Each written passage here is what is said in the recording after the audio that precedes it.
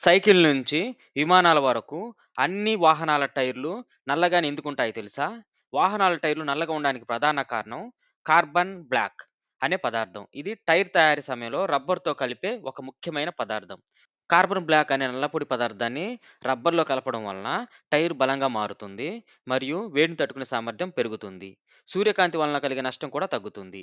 Tyre అనేది ఎక్కువ కాలం మన్నిక ఉంటుంది. ఇతర రంగుల్లో టైర్లు తయారు చేయడం సాధ్యమే కానీ నల్ల రంగు తక్కువ ఖర్చుతో తయారవుతుంది. ధూళి మరియు మురికి బాగా కనిపించదు.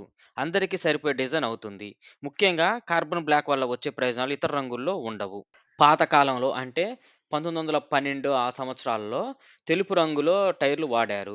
అప్పుడు కార్బన్ బ్లాక్ లేకపోవడం వల్ల సహజ రబ్బర్‌తోనే టైర్లు తయారు చేసేవాళ్ళు.